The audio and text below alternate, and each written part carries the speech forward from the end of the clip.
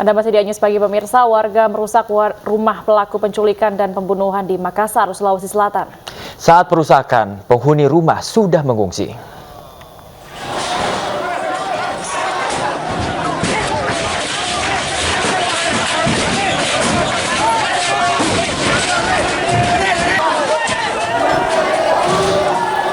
Warga merusak rumah pelaku penculikan dan pembunuhan di Makassar, Sulawesi Selatan, Selasa petang. Padahal dua pelaku penculikan dan pembunuhan dengan modus jual organ telah ditangkap polisi. Awalnya warga merusak salah satu pelaku di Jalan Batu Raya. Usai merusak rumah pelaku, warga kemudian menuju rumah pelaku lainnya di Jalan Borong Raya untuk kembali melakukan perusakan. Sebelum melakukan perusakan, para penghuni rumah telah meninggalkan tempat tinggalnya. Pasca kerusakan, polisi masih terus berjaga untuk mencegah perusakan berlanjut.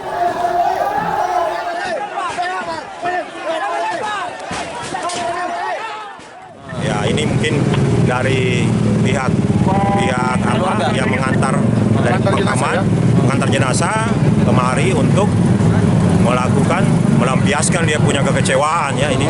Tapi alhamdulillah kita bisa atasi tadi, kita kendalikan. Alhamdulillah semua berjalan dengan lancar, tertib. Demikian. Ya pemirsa, sebelumnya akibat tergiur uang ratusan juta dari situs jual beli organ tubuh, dua remaja di Kota Makassar nekat menculik dan membunuh bocah berusia 11 tahun.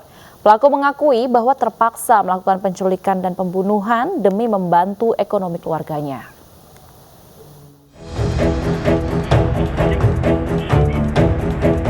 Aparat kepolisian dari Resmo Polsek Panakukang berhasil meringkus dua pelaku yang merupakan pelaku penculikan dan pembunuhan terhadap seorang anak yang sebelumnya dikabarkan hilang di bawah seorang pria misterius. Dua pelaku ternyata masih di bawah umur. Menurut pengakuan salah satu pelaku, rencana penculikan dan pembunuhan didapat setelah menonton konten penjualan organ tubuh di media sosial yang bisa menghasilkan uang ratusan juta rupiah. Scroll YouTube kan, nemu video begitu. Video apa itu? Misal berita. Berita apa? Misal satu ginjal begitu. Oh, jadi ratusan juta. Di situ mulai kepikiran. Bilang kalau berhasil ini bisa kubelikan kakakku laptop. Sama bisa kubantu.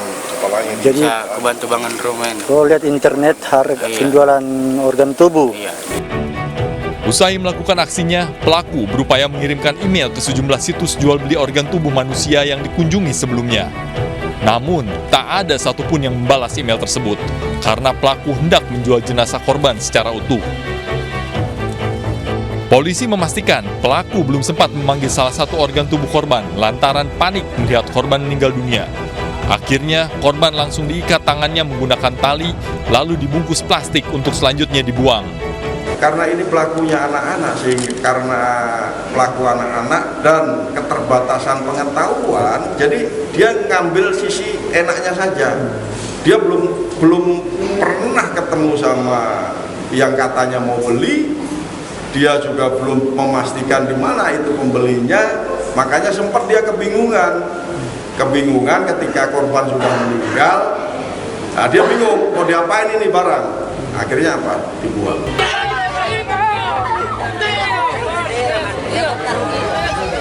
Sementara itu, isak tangis keluarga pecah saat jasad korban yang baru berusia 11 tahun tiba di rumah duka.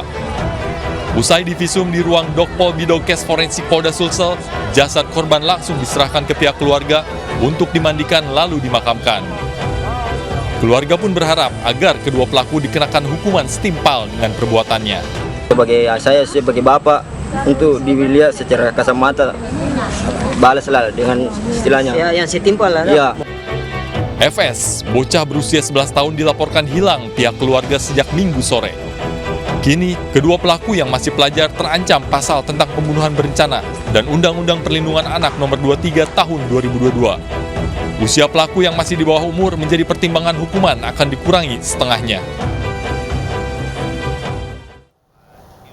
Informasi berikutnya dari Semarang, pemirsa, seorang pemulung ditangkap tim Resmo Polsek Semarang Utara setelah menculik seorang anak berusia 8 tahun. Di hadapan polisi, pelaku mengaku mengajak korban untuk belajar mengaji.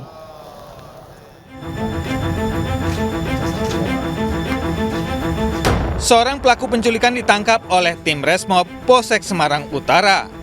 Pelaku penculikan bernama Santoso alias Pawiro, seorang pemulung warga Pandansari, Semarang.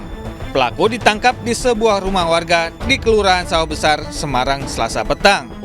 Saat itu, pelaku bersama korbannya WBA, seorang bocah laki-laki berusia 8 tahun. Oleh petugas, pelaku dan korban langsung dibawa ke Mapolsek Semarang Utara. Di hadapan petugas, pelaku terus mengelak dan berdalih hanya mengajak korban untuk belajar mengaji di pondok pesantren. Suasana haru sempat mewarnai pertemuan antara korban dan kedua orang tuanya. Hal ini karena korban sempat dibawa penculik selama 12 jam. Menurut ayah korban, pelaku sempat minta minum dan diantar untuk membawa barang rongsokannya. Namun, saat pelaku membawa motor dan anaknya, Setiawan mengaku seperti orang linglung. Diminta apa gelang-gelang diminta sama bapak itu sama ibu katanya anak ini gelang biasa itu luar biasa tuh Pak. Terus alasannya apa? Alasannya itu yo aku mbak seneng gelangmu kilo yo nyo aku tak mau sih habis promosi. Seperti itu terus apa ya seperti barang-barang yang lain itu diminta. Ya tak kasih tapi anakmu aku izin Mbak. Oh boleh. Hai kerja loh Mbak. Yo. Izin apa? Kamu mau izin apa Mas? Izin mau ngaji, mau ngejak ini loh. Ngejak anak ini. Izin ngejak anak ini sama bapak ibunya. Mana? Sama bapak ibunya. Yo ngaji. Peristiwa penculikan ini telah diadukan orang tua korban ke Polrestabes Semarang. Setelah barang itu ditaruh di warung, habis itu kita kan pikir sudah selesai Pak. Sudah saya anterin kan. Terus habis itu saya duduk sama istri di depan gapura yang ada tiangnya itu loh Pak. Lah, terus habis itu tahu-tahu kok nyetater kendaraan motor anak saya dibawa. Lah saya posisinya kayak orang linglung gitu loh Pak. Enggak apa ya gitu loh. Yang bersangkutan Reunisa korban ini untuk membuat laporan polisi di Polrestabes, kemudian akan kita lakukan pendalaman lebih lanjut. Nantinya baru kita akan tentukan apakah terhadap yang bersangkutan akan kita tangkap beda. Ada dugaan sementara tentang motifnya? Masih akan kita dalami terkait motif. Dari Semarang, Jawa Tengah, Doni Mahendra, iNews melaporkan. Jadi saya kemudian kaget, tapi kemudian Yosua mengancam Yang Mulia. Kemudian istri saya menyampaikan dia kemudian melakukan perkosaan terhadap istri saya. Saya tahu kapan kamu bohong, kapan enggak. Cerita kamu nggak masuk di akal. Kalian karena buta dan tertuli, makanya saudara tidak mendengar dan tidak melihat.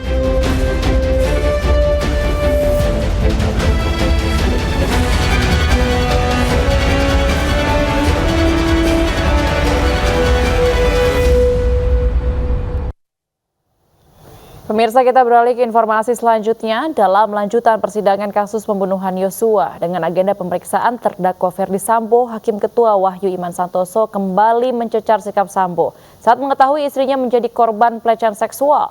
Hakim heran kepada Sambo yang tidak mengajak istrinya visum saat mengaku dilecehkan Yosua. Pada tanggal, apakah saudara mengetahui bahwa sebagaimana saudara terangkan kemarin bahwa saudara mendengar bahwa istri saudara dilecehkan, begitu? Di tanggal 7 belum, Yang Mulia. Jadi di tanggal 7 saudara tidak tahu peristiwa di Magelang itu? Tidak tahu, Yang Mulia. Tidak tahu. Kapan saudara tahu bahwa ada peristiwa pelecehan terhadap istri saudara? Saya mengetahui di tanggal 8 pada saat istri saya kembali dari Magelang. Pada saat saudara kembali, istri saudara kembali dari Magelang. Sebelumnya ada komunikasi antara saudara dengan istri saudara di antara tanggal 7 sebelum kedatangan itu. Sebagaimana yang saya sampaikan bahwa di jam 23 di tanggal 7 istri saya menelpon ke saya dalam kondisi menangis dan suaranya seperti berbisik-bisik. Istri saya menyampaikan bahwa Pak Yosua kurang ajar dengan saya. Dia masuk ke kamar. Saya kemudian kaget. Saya sampaikan kurang ajar apa? Sudah Pak, saya akan kembali besok. Nanti akan saya jelaskan di Jakarta. Papa jangan hubungi ADC yang lain karena saya takut. Kemudian selanjutnya saya sampaikan, saya akan menjemput kamu di Magelang. Tidak usah Pak, nanti akan terjadi sesuatu ke saya. Atau kalau gitu saya hubungi Polres untuk pengamanan ke kamu. Kemudian istri saya menyampaikan, sudah Pak, saya situasi sudah tenang di sini. Kuat dan Ricky sudah tidur di tangga. Besok pagi-pagi saya akan kembali ke Jakarta. dalam jejak karir saudara sebagai polisi, beberapa kali menduduki jabatan di Reskrim, bahkan pernah menjadi Direkrimum ya di Polda Metro Jaya. Di Polda Metro Jaya wakil direktur ya. Wakil direktur, artinya pengalaman saudara sebagai anggota reserse kriminal umum sudah mumpuni, betul ya? Betul yang mulia. Saat saudara mendapatkan laporan atau cerita dari istri saudara tentang tadi sampaikan bahwa ada pelecehan seksual, bahkan lebih daripada yang pelecehan seksual itu sendiri, apakah saudara tidak bertanya atau paling tidak menyarankan, ayo kita visum terlebih dahulu, atau kita paling enggak saudara selaku suami, ayo kita ke dokter dulu untuk memeriksa, barangkali nanti ada sangkutannya, ada mohon maaf PMS atau yang lain-lain. Kenapa saudara tidak lakukan itu dulu? Itulah yang saya sesali yang mulia. Saya tidak berpikir logis pada saat itu setelah mendengar pukulan berat yang diderita oleh istri saya yang mulia. Saya minta maaf karena ini harus menjadi panjang seperti ini yang mulia. Terdakwa Ferdi Sambo membantah pernah menyodorkan 3 amplop berisi uang total 2 miliar rupiah kepada Ricky Rizal, Kuat Ma'ruf, dan Richard Eliezer. Sementara sebelumnya ketiganya menyebut Sambo tawarkan uang.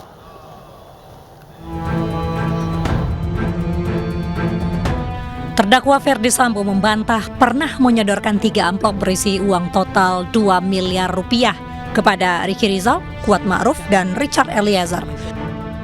Bantahan disampaikan Sambo saat diperiksa sebagai terdakwa dalam sidang di Pengadilan Negeri Jakarta Selatan. Sambo pun berkilah kalau ketiga terdakwa lainnya salah menafsirkan ucapannya. Saudara memberikan atau menjanjikan kepada mereka sejumlah uang, yakni kepada saudara Richard dijanjikan 1 miliar dan kepada Kuat Ma'ruf serta Ricky masing-masing mendapatkan 500 juta. Itu mereka terangkan di persidangan ini. Kemungkinan janji senilai itu mungkin penafsiran dari mereka, karena saya menyampaikan bahwa akan menjamin keluarganya, yang penting bisa mempertahankan skenario yang mulia, mempertahankan skenario ini yang mulia. Ada amplop coklat masing-masing yang ditunjukkan walaupun tidak ditahu isinya, dan itulah uang yang saudara janjikan kepada mereka. Saya sudah sampaikan di kesaksian mereka bahwa saya tidak pernah menunjukkan uang yang mulia, cuma hanya saya menjanjikan bahwa saya akan memperhatikan dan bertanggung jawab terhadap keluarga mereka yang mulia. Menjanjikan uang itu tidak ada? Demikian yang mulia.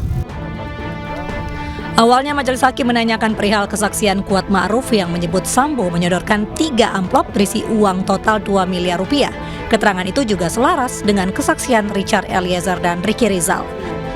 Sebelumnya saudara sering dikasih uang sama Ferdi Sambo sejumlah ratusan juta begitu? Belum pernah yang mulia. Belum pernah? Iya. Paling banyak saudara Ferdi Sambo atau Putri Chandrawati memberikan saudara uang sejumlah berapa? Ya kalau lagi THR. Hah? Lagi THR lumayan yang mulia. Berapa? 10 juta. 10 juta. Jadi waktu saudara dikasih ini ada uang 500 juta, itu di dalam benak saudara apa ini? Waktu itu saya berpikiran, ini bapak saya lagi pusing kayak gini, lagi stres kayak gini, kok malah bercanda pikir saya waktu itu. Tapi uangnya ada? Saya nggak ngeliat orang di dalam amplop. Oke. Dan bilangnya 500, kok amplopnya segitu gitu. Terus? Saya nggak megang, Yang Mulia. Saudara nggak megang? Nggak megang. Tapi dijanjikan memang ada uangnya? Iya. Itu akan diberikan kapan? Nggak tahu bapak ngomong apa, saya lupa. Tapi yang jelas itu penghargaan pada saudara adalah 500 juta. Iya, ditunjukin. Untuk Richard 1 miliar. Iya, ngomong begitu. Untuk Ricky 500 juta. Betul. Adapun total uang senilai 2 miliar rupiah itu dibagi untuk Kuat Ma'ruf dan Ricky Rizal sebesar masing-masing 500 juta rupiah dan Eliezer sebesar 1 miliar rupiah.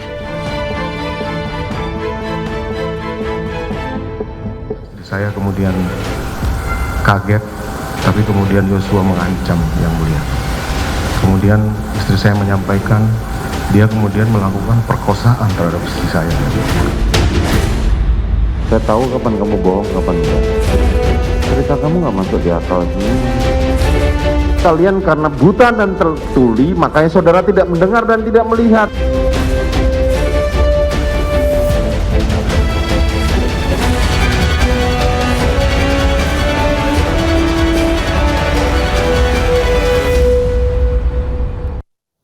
Kita beralih ke informasi selanjutnya, pemirsa. Polda Sulawesi Tenggara akan melakukan gelar perkara terkait perseteruan 2 perusahaan terkait lahan pertambangan di Kabupaten Kolaka Utara.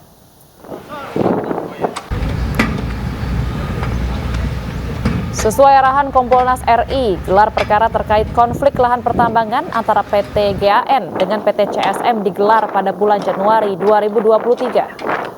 Gelar perkara nantinya melibatkan Dirkrimum, Propam, serta Bitkum. Panit 2 Jatanras Polda Sutra, AKP Rahman mengatakan dalam kasus perseteruan 2 perusahaan tambang ini telah diperiksa 8 saksi termasuk direktur perusahaan tambang yang berseteru, Pemda Kolaka Utara, serta masyarakat. Dalam kasus ini muncul dugaan adanya izin usaha pertambangan yang bodong terkait kepemilikan lahan seluas 475 hektar. Akan segera lakukan gelar perkara sesuai dengan arahan dari Kompolnas yang datang beberapa waktu lalu. Arahannya segera lengkapi keterangan saksi-saksi, alat bukti, kemudian segera gelarkan. Dan kita rencana mungkin awal minggu kedua ini kita akan segera gelar untuk menentukan tindak lanjut. Sampai hari ini tidak adanya IUP asli dari 475 yang menunjukkan apa? Udah jelas ya. Jadi tidak berlebihan, sekali lagi kami menyatakan secara tegas bahwa itu sangat kuat dugaan bahwa itu adalah IUP bodong. Deklarasi anti mafia tanah berkolaborasi dengan aparatur pemerintahan serta penegak hukum digelar di Bekasi.